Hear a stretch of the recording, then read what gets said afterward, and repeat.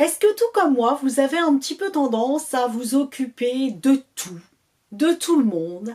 Est-ce que tout comme moi, vous avez 1 milliard d'idées à la seconde et en plus de vous occuper de tout et de tout le monde seul, eh bien vous vous sentez un peu épuisé, un peu fatigué? Je pense que ça vous parle, hein? Comment faire pour avoir une vie privée et professionnelle qui s'équilibrent et qui sont littéralement en harmonie? Pas évident. Bonjour, je suis Stéphanie Rodriguez, je suis coach en déploiement de potentiel et j'accompagne les femmes dans la réharmonisation de leur vie personnelle et de leur entreprise. Alors justement, cette semaine, les archanges vous disent que vous êtes des guérisseurs de prospérité. C'est waouh en soi. C'est waouh pour les autres, c'est waouh pour vous aussi, tout simplement parce que, eh bien, vous êtes quelqu'un sur qui on peut compter. Vous êtes quelqu'un qui est toujours là, qui a toujours l'oreille pour écouter, qui a toujours, j'ai envie de dire, les bras grands ouverts pour tout simplement accueillir tout ce qui arrive. Seulement voilà, ça veut dire que vous êtes en même temps sur deux fronts. Parce que vous êtes totalement, en plus, quelqu'un d'exceptionnel, vous avez 1 milliard d'idées à la seconde. Ce qui dit 1 milliard d'idées, ça veut dire tout simplement, très souvent, et tant qu'on n'y prend pas garde, aussi l'envie de commencer quelque chose. Et puis d'un seul coup, on a une autre idée qui arrive et l'envie de recommencer autre chose. Et on en a encore une autre, puis l'envie de recommencer autre chose. Et puis un tel arrive, puis vous demande et puis vous dites oui. Et qu'est-ce qui se passe au bout d'un moment? Waouh, c'est lourd.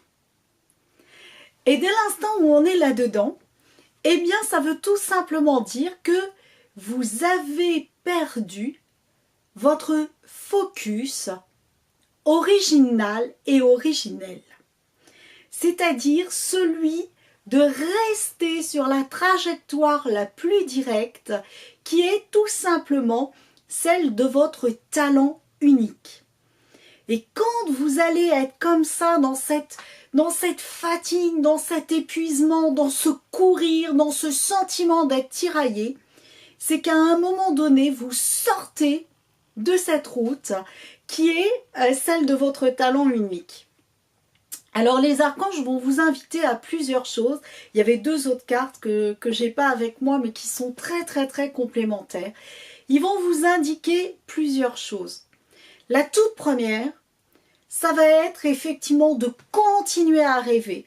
Ça va être vraiment de continuer à laisser émerger vos idées et de continuer à être une boîte à outils, une boîte à idées. Mais attention, en structurant, vraiment en allant vers cette planification de j'ai envie de faire ça, ok, très bien, eh bien je vais le planifier. Et ils vont vous encourager à planifier vraiment quelque chose d'essentiel, deux choses exactement, d'essentiel et de capital dans votre vie.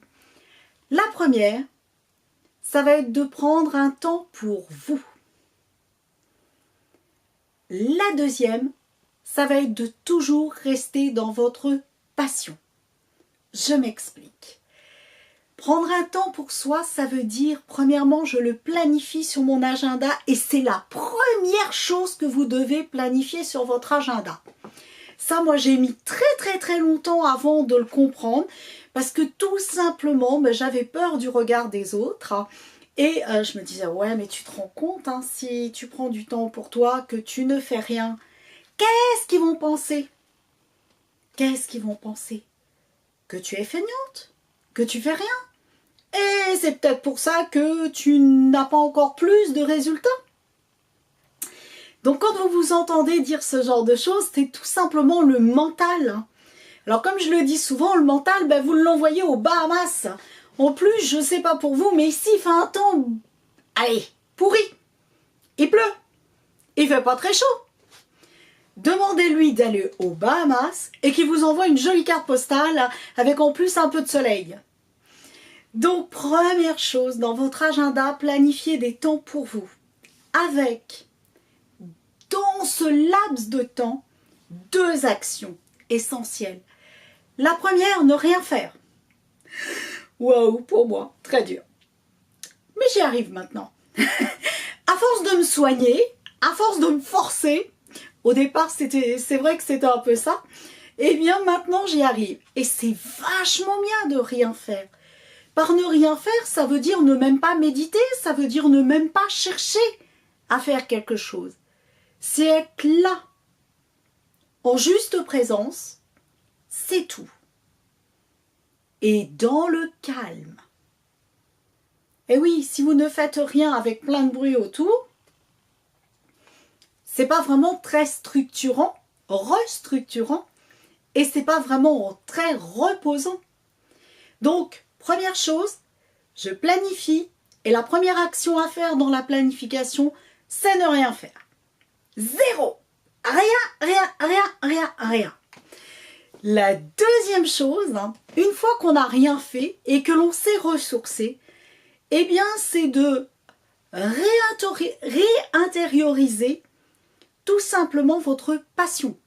Vous la rappelez et demandez-vous tout simplement si oui ou non, vous êtes toujours sur le chemin de cette passion qui vous fait des waouh, qui vous fait des smileys qui pétillent dans le corps et dans le cœur. Si vous n'y êtes plus, là encore, reposez-vous, rentrez à l'intérieur de vous, rappelez-vous ce qu'est votre passion et dans ce que vous êtes en train de faire, voyez effectivement ce qui est juste et ce qui ne l'est pas. Ce qui est juste, vous gardez, ce qui ne l'est pas, vous cherchez éventuellement à l'améliorer ou littéralement à l'abandonner. Donc vraiment, c'est planifier. Deuxième étape, menez pas plus de 2 choses en même temps. Alors c'est vrai que des fois on a des délais sur un projet, on est obligé d'attendre une réponse, on est obligé par exemple d'avoir des actions qui se mettent les unes derrière les autres et pour le coup vous pouvez être amené à mener 2 choses à la fois. Pas plus de 2 choses à la fois, sinon vous n'irez pas jusqu'au bout de vos projets. Donc ça c'est vraiment essentiel. Pas plus de 2 choses en même temps. Ça veut dire quoi? Ça veut dire que décider, mais vraiment décide, quand tu te lances sur un projet, décide de partir et d'aller jusqu'au bout. Ne te dis pas, ça marche pas. Ne te dis pas, c'est pas pour moi. Ne te dis pas tout ça. Tu prends le projet, tu pars et tu vas jusqu'au bout. Jusqu'où c'est juste pour toi. À un moment donné, il est vrai que peut-être ce projet arrivera à terme. Au terme juste de l'instant T. Et là, qu'est-ce qu'on fait? Qu'est-ce que l'on peut faire? C'est tout simplement se retourner et dire « Waouh, qu'est-ce que j'ai appris? Et comment je peux aller plus loin tout en restant dans le plaisir ?»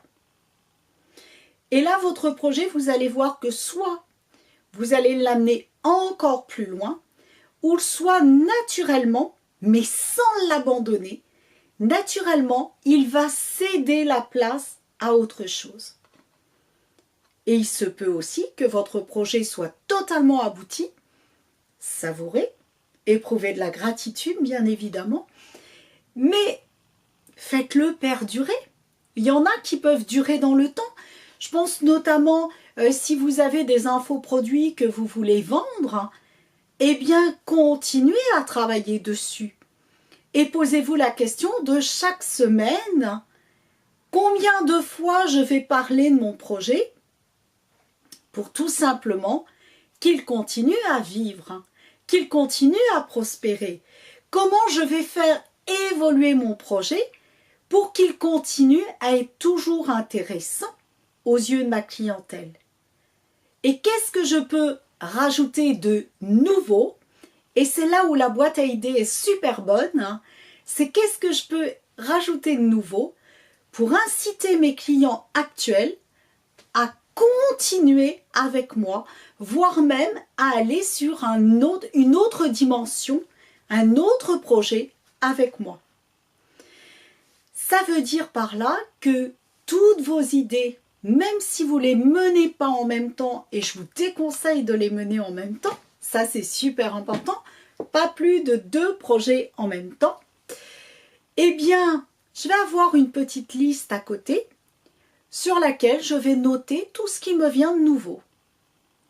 Et soit ça va être des compléments que je vais rajouter à un projet existant, soit quand un projet sera mené à terme, mené à bien, eh bien je vais décider d'en prendre un autre. En tout cas, si je résume ce que nous propose, j'arrive plus à parler aujourd'hui, qu'est-ce qui m'arrive? Si je résume ce que les archanges nous disent cette semaine, la toute première chose, c'est oui, t'es génial, tu es là pour tout le monde, mais ne t'oublie pas, prends soin de toi. Tu es là pour tous les projets parce que tu es une réelle boîte à idées, super, ne t'oublie pas plus de 2 projets en même temps, planifie. Dans la planification, la toute première planification, c'est je prends du temps pour moi, pour ne rien faire, et me demander si je suis vraiment sur la voie la plus directe par rapport à mon projet. Troisième chose, je m'amuse, je m'amuse, je m'amuse et je m'amuse.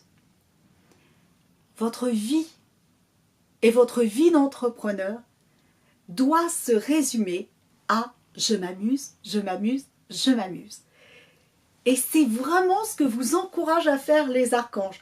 Donc si vous ne vous amusez pas, cherchez comment retrouver cette joie et cet amusement.